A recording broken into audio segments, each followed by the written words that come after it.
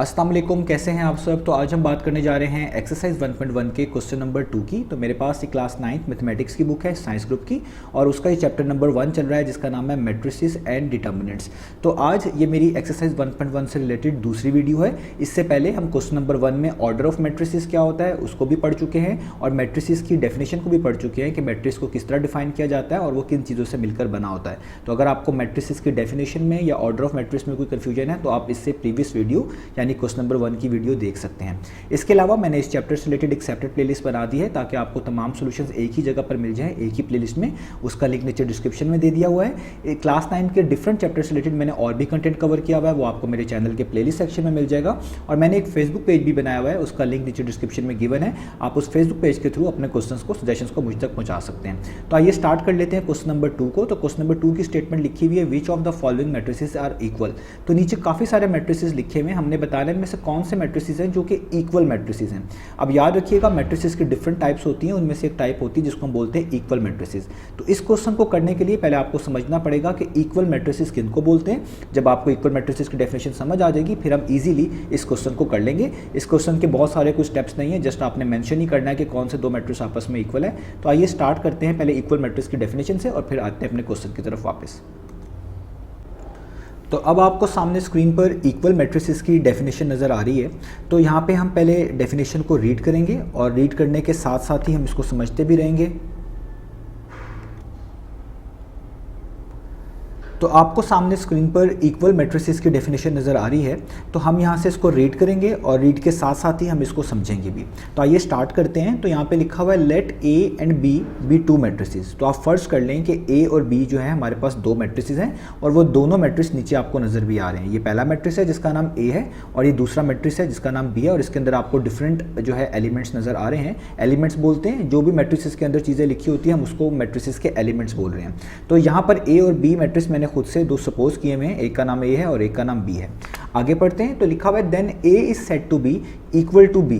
तो अगर ए और बी दो मैट्रिसेस हों तो हम ए मैट्रिक्स को बोलेंगे कि वो बी के इक्वल है, and denoted by A equal to B. और हम इसको डिनोट कैसे करते हैं इक्वल मैट्रिसेस को, जो भी दो आपस में इक्वल होते हैं उनको हम डिनोट करेंगे ए इक्वल टू बी, इस तरीके से डिनोट करेंगे जो यहाँ पे भी मेंशन किया गया है। इफ़ एंड ओनली इफ़, और ये सब कुछ तभी हो पाएगा, यानी हम इन दो मैट्रिक्स को तभी इक्वल कह पाएंगे जब उसमें दो कंडीशन जो है वो होल्ड करेंगी। पहली कंडीशन क्या है, the order of A is equal to the order of B, कि जो दो मैट्रिक्स हैं जिनको आप इक्वल मैट्रिक्स कह रहे हैं उनका ऑर्डर इक्वल होना चाहिए। ऑर्डर जिसको हम साइज ऑफ अ मैट्रिक्स भी बोलते हैं, मैंने ये पिछली वीडियो में एक्सप्लेन भी किया हुआ है। तो ऑर्डर ऑफ अ मैट्रिक्स किस तरह निकालते हैं, जैसे अगर मैं इस मैट्रिक्स का ऑर्डर निकालूं तो मैं लिखूंगा ऑर्डर ऑफ ए। तो ऑर्डर किस तरह निकालते थे मैट्रिक्स का, कि उसके अंदर कितनी रोज हैं और कितनी कॉलम है उनको लिखते थे। तो अगर आप देखें इस ए मैट्रिक्स में ये पहली रो है और ये दूसरी रो है। रो किसको बोलते थे, जो हॉरिजॉन्टल वे में अगर आपके पास एंट्रीज लिखी हो तो वो रोज कहलाती हैं। जैसे 1 से 3 ये एक रो है, -4 से 2 ये दूसरी रो है। तो कितनी रोज हुई, 2 रोज हुई। तो मैं लिखूंगा 2 बाय का वर्ड यूज़ करते थे। और कितने कॉलम्स हुए, ये पहला कॉलम, वर्टिकल वे में जो एंट्रीज लिखी होती है उनको हम कॉलम बोलते हैं। तो 1 से -4 पहला कॉलम और 3 से 2 दूसरा कॉलम, तो 2 कॉलम है। तो पहले मैट्रिक्स का ऑर्डर कितना निकल आया, 2/2। इसी तरीके से मैं ऑर्डर ऑफ बी भी निकालता हूँ, क्योंकि हमने पहले ऑर्डर को चेक करना है। तो ऑर्डर ऑफ बी कितना निकलेगा, तो देखें ये पूरी कंप्लीट 1 रो कहलाएगी। ये पहली रो है जिसमें पहला एलिमेंट 1 है और दूसरा एलिमेंट 2 + 1 करके आएगा, लेकिन इस पूरे को हम एक ही एलिमेंट बोलेंगे प्लस करने के बाद। ये दूसरी रो है -4 और दूसरा एलिमेंट 4 - 2 करके आएगा। तो इसके अंदर 2 रोज हैं, तो पहले रोज लिखते हैं हमेशा। तो 2 बाय, और कितने कॉलम है, ये इसका पहला कॉलम, और ये 2 + 1 और 4 - 2 को जब सॉल्व करेंगे ये इसका दूसरा कॉलम बनेगा, यानी 2। तो इक्वल मैट्रिसेस को, अगर हम दो मैट्रिक्स हैं उनको इक्वल मैट्रिसेस कह रहे हैं तो वो तभी कह पाएंगे कि जब उन दोनों मैट्रिक्स का पहला तो ऑर्डर सेम हो। तो आप देखें ऑर्डर ऑफ ए कितना है, वो भी 2/2 है, और जिस मैट्रिक्स को मैंने बी का नाम दिया हुआ है उसका ऑर्डर भी कितना है, वो भी 2/2 है। यानी पहली कंडीशन तो इन पे पूरी उतरती है, सेटिस्फाई होती है। दूसरी कंडीशन क्या है, दूसरी कंडीशन है their corresponding entries are equal. उनकी कॉरस्पॉन्डिंग एंट्रीज इक्वल हो। कॉरस्पॉन्डिंग का क्या मतलब होता है, इसको हम अगर आम अल्फाज में बोलें एक के बदले एक, ठीक है। जैसे फॉर एग्जांपल अगर आप 1 को कह रहे हैं तो इसका कॉरस्पॉन्डिंग भी उधर से ऐसा ही होना चाहिए, जो पहली पोजीशन पे होना चाहिए, इसी पोजीशन पे लिखा होना चाहिए। जैसे ए मैट्रिक्स पे ये फर्स्ट पोजीशन पे है, तो बी मैट्रिक्स पे भी क्या देखें, फर्स्ट पोजीशन पे क्या लिखा हुआ है 1, तो देखें ये वाली कॉरस्पॉन्डिंग एंट्री दोनों इक्वल है, ये भी 1 है और ये भी 1 है। तो यहाँ से अगर हम ये सेकंड एंट्री उठाएं, इसको मैं सेकंड एंट्री बोल रहा हूँ 3, तो वहाँ से भी दूसरे मैट्रिक्स में भी सेकंड एंट्री के वो इक्वल आने चाहिए। तो देखिए वहाँ पे लिखा हुआ है 2+1, तो 2+1 कितना होता है, वो भी होता है 3। तो देखिए ये इसको सॉल्व करेंगे, आपने सॉल्व कर लेना होता है, तो ये भी 3 ही आएगा। तो देखें ये और ये दोनों कॉरस्पॉन्डिंग एंट्रीज इक्वल हैं। इसी तरीके से आप नीचे जाएं तो इसको मैं थर्ड एंट्री बोल रहा हूँ, ये लिखी हुई है -4, तो उधर से भी थर्ड एंट्री देखें वो भी -4 है, तो कॉरस्पॉन्डिंग एंट्रीज इक्वल हैं। और लास्ट एंट्री देखें तो यहाँ पर 2 लिखा हुआ है और वहाँ पे लिखा हुआ है 4-2, तो 4-2 कितना होता है, वो भी 2 होता है, हमने सॉल्व करने के बाद देखना होता है। तो दोनों एंट्रीज ये भी इक्वल हैं, तो सारी की सारी कॉरस्पॉन्डिंग एंट्रीज भी क्या हैं, इक्वल हैं। सेकंड प्रॉपर्टी भी इसके अंदर क्या करती है, सेटिस्फाई करती है। तो अब हम कहेंगे कि ये दो मैट्रिक्स क्या हैं, इक्वल हैं। तो अब आपको समझ आ गया होगा कि दो मैट्रिक्स तभी इक्वल होते हैं जब उनमें दो प्रॉपर्टीज मिले कि उन दोनों मैट्रिक्स के ऑर्डर सेम हो और उन दोनों मैट्रिक्स की कॉरस्पॉन्डिंग एंट्रीज भी क्या हो, वो भी इक्वल हो। ठीक है, तो अगर ये दोनों चीजें होल्ड करेंगी तभी हम दोनों मैट्रिक्स को इक्वल मैट्रिक्स कहेंगे। अगर इनमें से कोई एक प्रॉपर्टी भी खराब हो जाए, यानी या तो ऑर्डर सेम ना आ रहा हो या फिर ऑर्डर सेम तो आ रहा हो लेकिन कॉरस्पॉन्डिंग एंट्रीज इक्वल ना हो, तो तब हम इसको कहेंगे कि ये इक्वल मैट्रिक्स नहीं है। ठीक है, तो ये हो गई इक्वल मैट्रिक्स की डेफिनेशन। आपको समझ आ गया होगा कि इक्वल मैट्रिक्स किसको बोलना है। अब चलते हैं क्वेश्चन की तरफ। तो अब आपको सामने स्क्रीन पर क्वेश्चन नंबर 2 नजर आ रहा है, हम इसको सॉल्व करते हैं। तो सबसे पहला मैट्रिक्स जो आप देखें लिखा हुआ है A = आगे ब्रैकेट्स हैं और उसके अंदर एंट्री लिखी हुई है 3, एलिमेंट लिखा हुआ है 3। मैं यहाँ पे लिख लेता हूँ A आगे ब्रैकेट्स और उसके अंदर क्या लिखा हुआ है, 3 लिखा हुआ है। तो अगर आपने देखना है कि A मैट्रिक्स के कौन सा मैट्रिक्स इक्वल हो सकता है, तो दो चीज़ें देखनी पड़ेंगी। दूसरा मैट्रिक्स जो इसके इक्वल होना चाहिए उसका ऑर्डर भी सेम होना चाहिए। इसका ऑर्डर कितना है, इसमें एक ही रो है और एक ही कॉलम है। यहाँ पे लिख देता हूँ, एक ही रो और एक ही कॉलम, 1 by 1 लिखते हैं। ये पहली वाली चीज़ रो होती है, दूसरी वाली कॉलम होती है, मैं बता चुका हूँ। तो अगर आप देखें इस तरह का मैट्रिक्स कौन सा है जिसके अंदर एटलीस्ट ऑर्डर ये मिले, उसके बाद हम उसकी एंट्रीज को भी चेक करेंगे, तो वो सिर्फ सी मैट्रिक्स है। इसके अलावा और कोई मैट्रिक्स ऐसा नहीं है जिसके अंदर एक ही रो हो और एक ही कॉलम हो, सिर्फ सी मैट्रिक्स ऐसा है। वो क्यों कि अगर मैं यहाँ पे सी मैट्रिक्स को लिख लूँ तो सी मैट्रिक्स लिखा हुआ है 5-2। याद रखें जब भी मैट्रिक्स के अंदर इस तरह के कोई ऑपरेशन आ रहे हों, एडिशन हो रही हो, सब्ट्रैक्शन हो रही हो, आपने उसको सॉल्व कर लेना होता है। तो 5-2 करेंगे तो कितना आ जाएगा, 3 आ जाएगा। तो देखिए सी भी 3 है, उसके अंदर भी एक ही एलिमेंट है 3 है, ए भी 3 है। तो दो बात कंफर्म होती है कि इन दोनों मैट्रिक्स का ऑर्डर तो सेम है, 1 by 1। इसमें भी एक रो एक कॉलम, इसमें भी एक रो एक कॉलम, और इनकी कॉरस्पॉन्डिंग एंट्रीज भी सेम है क्योंकि इन दोनों में एक ही एंट्री है और दोनों ही 3 है, तो इसका मतलब है वो सेम है। तो एक बात तो क्लियर हो गई कि ए मैट्रिक्स किसके इक्वल है, वो इक्वल है सी के। तो हम यहाँ पे लिख देंगे A = सी मैट्रिक्स। तो ये हमने सॉल्व कर लिया। तो जो मैं सॉल्व करता जाऊँगा उसमें मैं टिक लगाता जाऊँगा, यानी ए और सी मैट्रिक्स हमने देख लिए, ये दोनों आपस में इक्वल आ रहे हैं। अब जाते हैं बी की तरफ। तो देखिए बी लिखा हुआ है हमारे पास 3, उसके अंदर दो एलिमेंट्स हैं, एक 3 और दूसरा 5। तो इसका पहले मैं ऑर्डर लिख लूँ तो इसमें एक रो है और दो कॉलम है, पहली कॉलम 3 और दूसरा कॉलम 5। तो इसमें हम लिखेंगे एक रो यानी 1 रो बाय 1 और कहते हैं कितने कॉलम है, 2 कॉलम है, पहला कॉलम 3 दूसरा कॉलम 5, तो 2 कॉलम यानी 1 by 2 है इसका ऑर्डर। तो ऐसा मैट्रिक्स ढूंढना है जिसके अंदर पहले ऑर्डर यही हो, उसके बाद एंट्रीज चेक करेंगे। अगर दोनों चीज़ें हो गई तो फिर हम उसको इक्वल कहेंगे।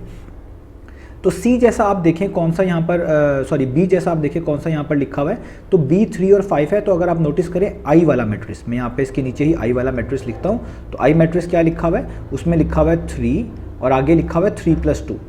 और आपको मैंने अभी समझाया है कि अगर कोई चीज़ कोई ऑपरेशन बीच में आ रहा हो, प्लस हो रहा हो, माइनस हो रही हो कोई एंट्री, तो आपने उनको सॉल्व कर लेना है।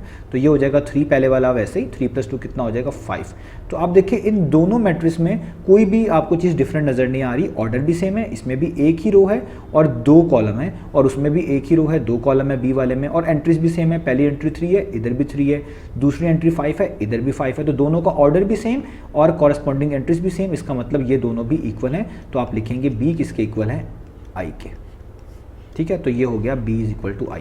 तो मैं B पे भी टिक कर लेता हूँ और I पे भी टिक कर लेता हूँ। अब बात करते हैं हम 5 और 3 की कि ये वाला मैट्रिक्स किसके इक्वल आता है। तो देखिए डी मैट्रिक्स अगर आप नोटिस करें, ये लिखा हुआ है 5 और 3, इसके अंदर एक रो है और 2 कॉलम है। तो पहले तो देखें एक रो और 2 कॉलम वाला कौन सा है, तो वो देखें एक तो बी बनता है, लेकिन बी को लिखने की ज़रूरत नहीं है क्योंकि बी की ऑर्डर तो इससे मैच करता है लेकिन उसकी एंट्रीज मैच नहीं कर रही। इधर पहला 5 है, उधर पहला 3 है, तो इसका मतलब है ये दो तो इक्वल नहीं हो सकते। इसके अलावा आई आई वैसे भी बी के इक्वल था, लेकिन अगर आपको जस्ट समझाने के लिए मैं इसको रिलेट भी करना चाहूँ तो इधर भी एंट्री पहली 5 है, उधर भी पहली 3 है, तो बी आई के भी इक्वल नहीं हो सकता। और बाकी कोई ऐसा मैट्रिक्स यहाँ पर नज़र नहीं आ रहा जो डी जैसा हो या डी का ऑर्डर और कॉरस्पॉन्डिंग एंट्रीज के लिहाज से उस पर रिलेशन बन रहा हो। तो डी मैट्रिक्स तो किसी के भी इक्वल नहीं है, तो इसलिए आप डी को छोड़ देंगे कि डी मैट्रिक्स किसी के भी इक्वल नहीं है। आगे जाते हैं ई वाले मैट्रिक्स की तरफ, तो मैं यहाँ पे लिखता हूँ ई वाला मैट्रिक्स, ठीक है। तो ई मैट्रिक्स क्या है, उसमें पहली एंट्री 4 है, यानी पहला एलिमेंट, फिर 0 है, फिर नीचे 6 है और फिर 2 है। आप नोटिस करें इसके अंदर कितना इसका ऑर्डर है, इसके अंदर 2 रोज़ हैं, ऊपर 2 रोज़ हैं और 2 कॉलम है, 4 6 और 0 2, यानी इसका ऑर्डर बनता है 2/2, ठीक है। अब आप देखें इस तरह के काफ़ी मैट्रिसेस यहाँ पे लिखे हुए हैं। अगर आप ई के नीचे देखें एच लिखा हुआ है, वो तो बिल्कुल इस जैसा ही है, यानी अगर आप एच को देखें वो सेम टू सेम ऐसा ही है, यानी उसमें भी पहली एंट्री 4 है, दूसरी एंट्री 0 है, नीचे 6 लिखा हुआ है और आखिरी एंट्री 2 है और ऑर्डर भी सेम है, यानी जब है ही एक जैसा तो ऑर्डर तो ऑब्वियसली सेम है। तो एंट्रीज भी सेम है कॉरस्पॉन्डिंग और ऑर्डर भी सेम है, इसका मतलब है ई और एच तो आपस में इक्वल है। लेकिन आपने एक और मैट्रिक्स देखना है जो यहाँ पे लिखा हुआ है, वो है जे, ये वाला मैट्रिक्स, जिसको मैं उसके नीचे लिख देता हूँ यहाँ पर जे।